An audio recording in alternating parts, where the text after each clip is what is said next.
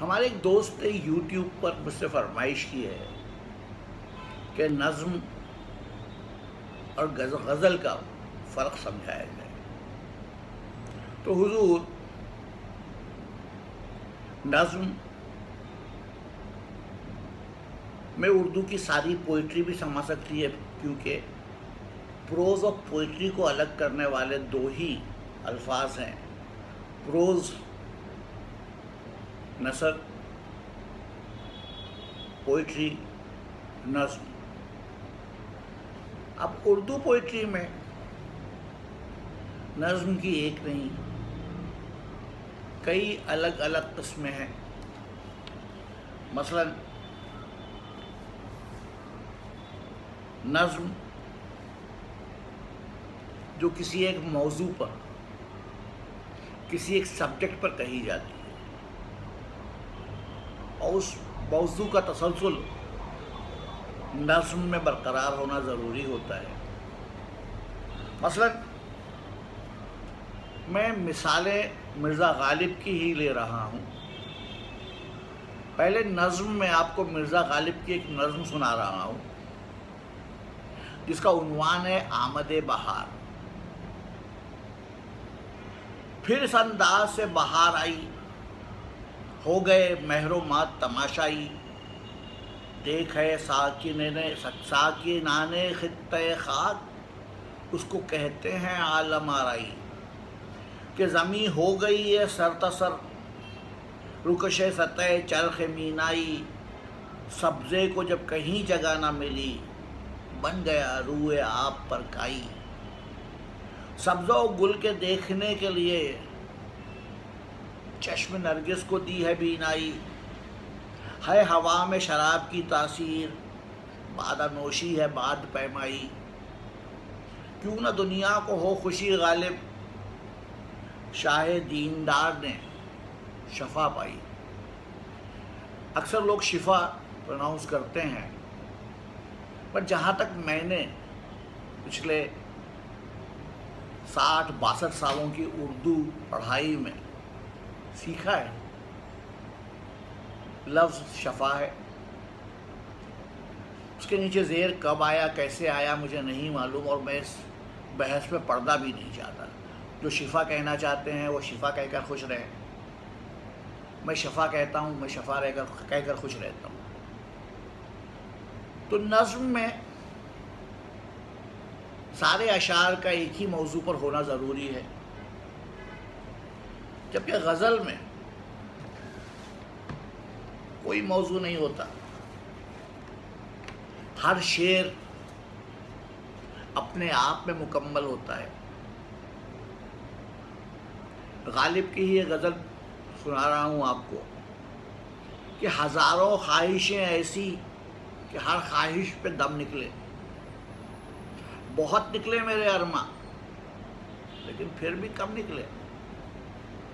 نکلنا خلد سے آدم کا سنتے آئے تھے، لیکن بہت بے آبرو ہو کر تیرے کوچے سے ہم نکلے. مگر لکھوائے کوئی اس کو خط تو ہم سے لکھوائے. ہوئی صبح اور کان پر دھر کر قلم نکلے. محبت میں نہیں ہے فرق جینے اور مرنے کا، اسی کو دیکھ کر جیتے ہیں جس کافر پہ دم نکلے.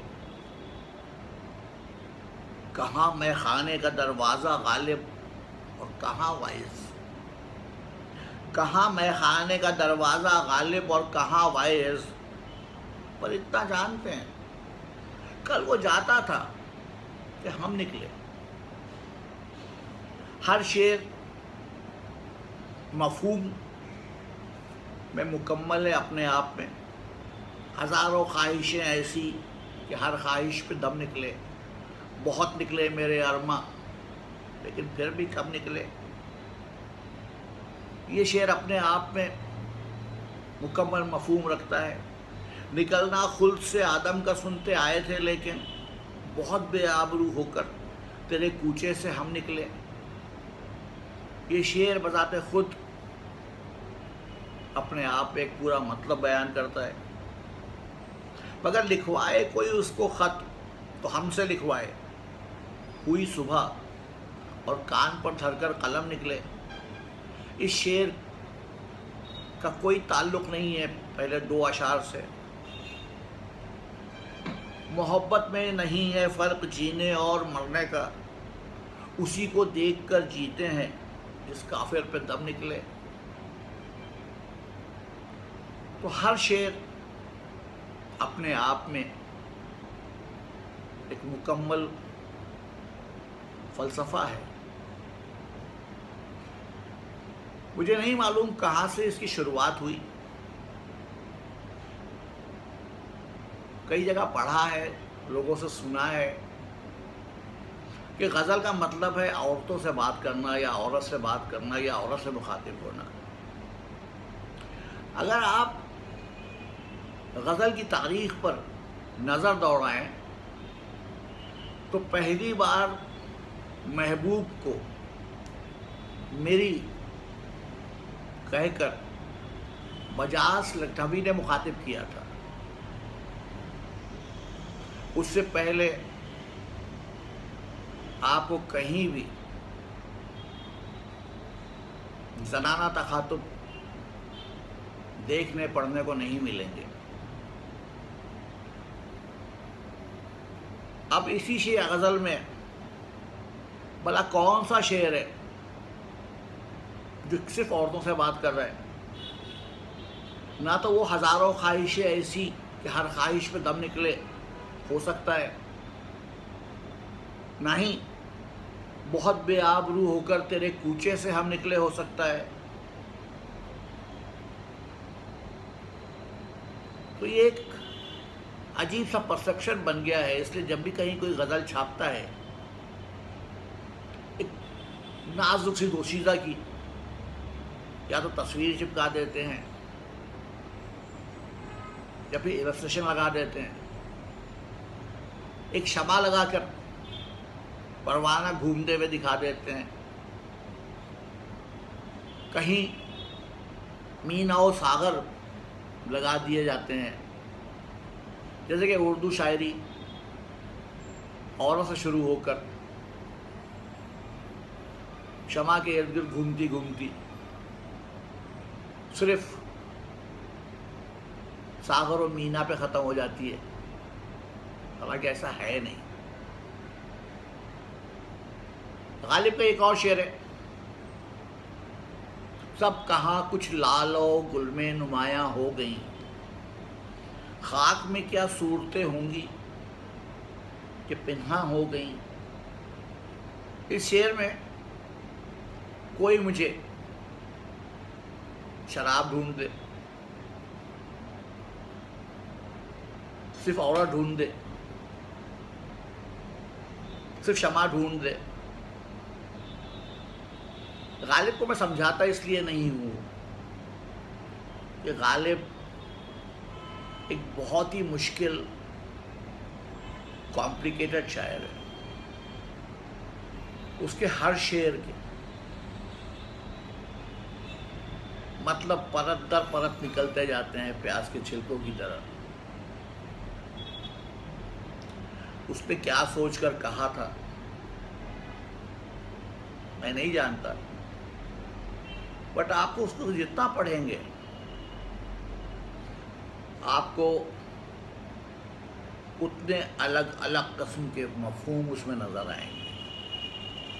اگر اس شعر کو ہی آپ لے لیں کہ محبت میں نہیں ہے فرق جینے اور مرنے کا، اسی کو دیکھ کر جیتے ہیں جس کافر پہ دم نکلے، کیا یہ ایک باپ کا اپنے بیٹے کے لیے پیار نہیں ہو سکتا؟ کیا یہ اپنے باپ کا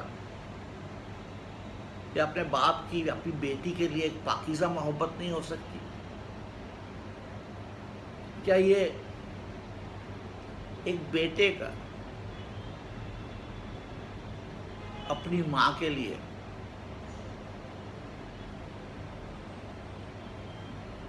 وہ محبت سے بھرا جذبہ نہیں ہو سکتا؟ ہم کیوں یہ مان لیتے ہیں کہ جب ہم بات کر رہے ہیں کسی کافر کو دیکھ کر جینے کی تو ہم صرف بات محبوب کی کر رہے ہیں۔ خیر، میں نے سطحی طور پر بنیادی باتیں کی ہیں۔ اگر زندگی رہی تو ایک مقالہ لکھ کر حاضر ہوں گا، پوری طرح آپ کو مثالوں کے ساتھ بتانے کی کوشش کروں گا۔ فی الحال اجازت دیجیے۔